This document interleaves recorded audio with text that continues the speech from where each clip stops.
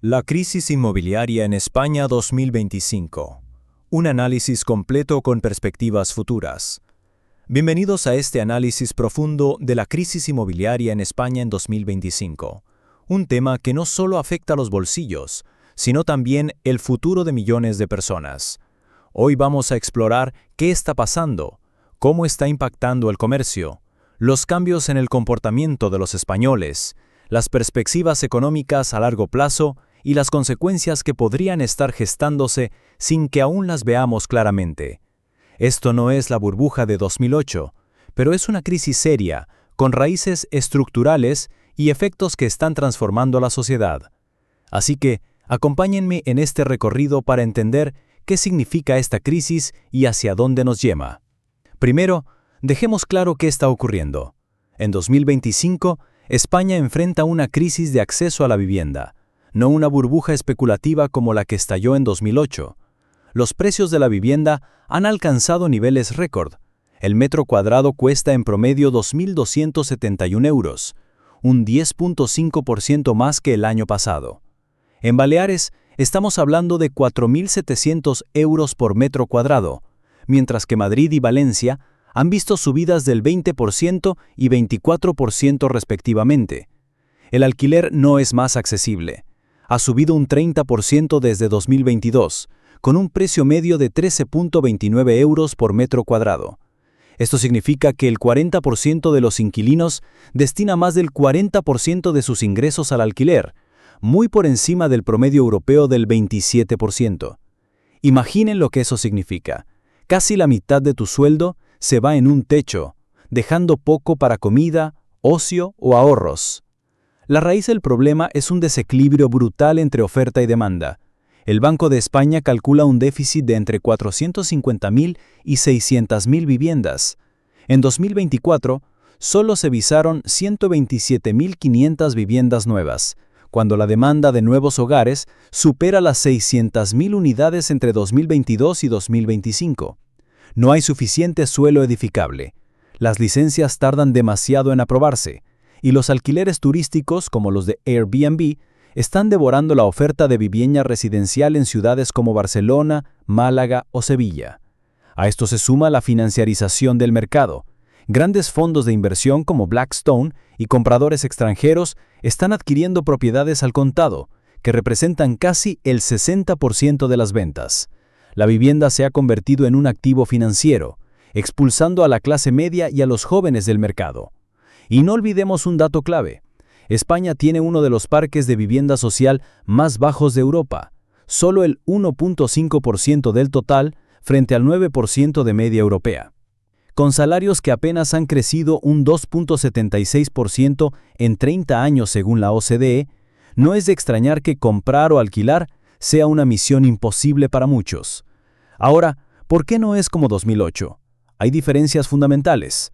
En la burbuja de 2008, los bancos daban créditos de alto riesgo como si fueran caramelos, y se construyeron 5.6 millones de viviendas entre 1999 y 2007, creando un exceso de oferta. Hoy, los bancos son mucho más estrictos, las hipotecas no superan el 100% del valor de la vivienda, y la construcción es mínima, solo 730.000 viviendas entre 2014 y 2022.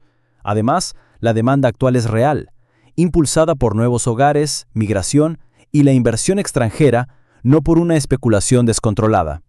Expertos citados en La Vanguardia descartan una burbuja para 2025 y proyectan un crecimiento de precios más moderado, entre el 5 y el 10%. Pero aunque no sea una burbuja, el problema es grave, porque está excluyendo a amplios sectores de la población del derecho básico a una vivienda. Pasemos al impacto en el comercio. La crisis inmobiliaria está frenando el consumo, y eso tiene un efecto dominó en la economía.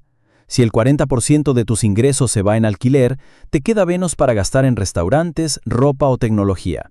En 2025, el consumo privado creció solo un 1.8%, por debajo del 2.3% esperado en un escenario sin presión inmobiliaria.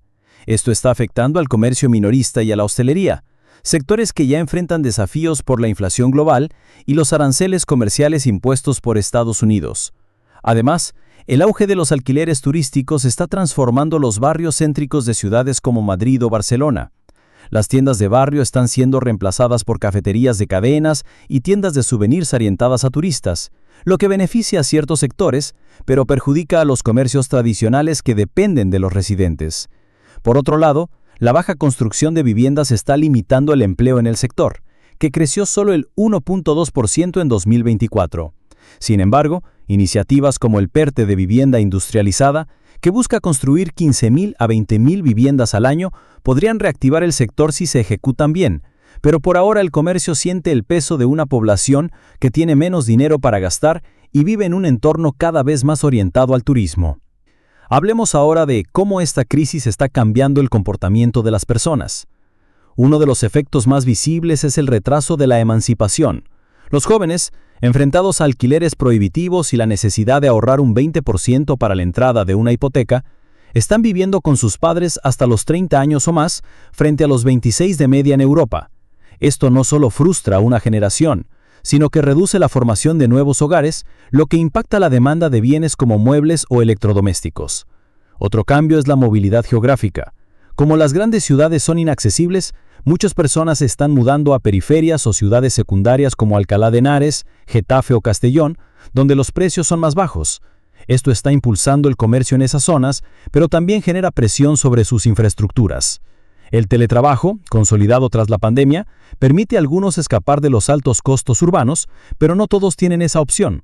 En cuanto a las elecciones de vida, los españoles están abandonando la idea de que comprar es invertir, y aceptando, a regañadientes, el alquiler a largo plazo. Pero la frustración está creciendo. En redes como Twitter, se habla de cómo los ricos están destruyendo a la clase media al acaparar viviendas, un sentimiento que podría alimentar tensiones sociales o demandas de políticas más intervencionistas. Ahora, miremos hacia el futuro. ¿Qué significa esta crisis para la economía española en los próximos años? Si el déficit de vivienda no se resuelve, el consumo seguirá débil, limitando el crecimiento del PIB. En 2025 el PIB creció un 2.1%, pero las proyecciones para 2026-2027 apuntan a un rango de 1.5 a 2%, afectado por la presión inmobiliaria y la incertidumbre comercial global. Algunos expertos, como los citados en El Economista, sugieren que el mercado podría estar cerca del final de un ciclo alcista. Si la oferta no aumenta, los precios podrían estabilizarse o corregirse ligeramente en 2 a 5 años, especialmente si el Euribor, en 3.68 en mayo de 2025, sube más o si la demanda extranjera cae por restricciones regulatorias. El gobierno está tomando medidas. La Ley de Vivienda de 2023 limita alquileres en zonas tensionadas y protege contra desahucios, aunque su implementación es lenta. También se han comprometido 7.000 millones en 4 años para vivienda y el ICO invertirá 168 millones en 4.500 viviendas de alquiler accesible. Pero estas medidas no cubren el déficit masivo de 600.000 viviendas. A largo plazo, España podría acercarse al modelo europeo, con un parque de vivienda social más robusto, pero esto requerirá reformas fiscales y una voluntad política sostenida. Otro factor a considerar es el impacto demográfico. La baja emancipación y la dificultad para formar hogares podrían agravar el envejecimiento poblacional y poner más presión sobre el sistema de pensiones. Finalmente, hablemos de las consecuencias probables que aún no vemos. Primero, la exclusión de los jóvenes y la clase media del mercado inmobiliario podría generar polarización social. Si los precios siguen subiendo mientras los salarios se estancan, podríamos ver protestas o un apoyo creciente a partidos que propongan políticas más radicales, como controles de precios más estrictos o incluso expropiaciones selectivas. Segundo, podría haber un éxodo de talento. Si las ciudades principales siguen siendo inaccesibles, los jóvenes podrían migrar a países con mejores condiciones de vivienda como Alemania o Países Bajos, debilitando sectores clave como la tecnología o la investigación, como ya ocurrió tras 2008. Tercero, la crisis podría cambiar el paisaje urbano, con barrios céntricos convertidos en enclaves para ricos y turistas, mientras que las periferias absorben a la clase trabajadora, generando una segregación espacial más marcada. Cuarto, la crisis podría impulsar innovación como la construcción modular o cooperativas de vivienda. Si el gobierno y el sector privado escalan proyectos como el PERTE, podríamos ver un aumento en la oferta de viviendas accesibles en la próxima década. Por último, la dificultad para acceder a la vivienda está desincentivando la formación de familias, lo que podría agravar el envejecimiento poblacional y poner más presión sobre el sistema de pensiones. Entonces, ¿qué se necesita para salir de esta? España debe liberar suelo urbanizable, agilizar licencias, regular la inversión extranjera y los alquileres turísticos y aumentar el parque de vivienda social para acercarse al 9% europeo. También sería clave incentivar el ahorro entre los jóvenes con avales para hipotecas o programas de alquiler accesible. La crisis inmobiliaria no es solo un problema de ladrillos y cemento, es una cuestión de justicia social y oportunidades. Sin acción decidida, corremos el riesgo de profundizar la desigualdad y alienar a toda una generación. Pero con las políticas correctas, esta crisis podría ser una oportunidad para construir un sistema de vivienda más inclusivo y sostenible. Gracias por acompañarme en este análisis. La crisis inmobiliaria está cambiando cómo vivimos, cómo gastamos y cómo soñamos con el futuro. ¿Qué opinan ustedes? ¿Han sentido el impacto de esta crisis? ¿Qué soluciones creen que podrían funcionar? Si te gustó este análisis, comenta, comparte, suscríbete y dale like.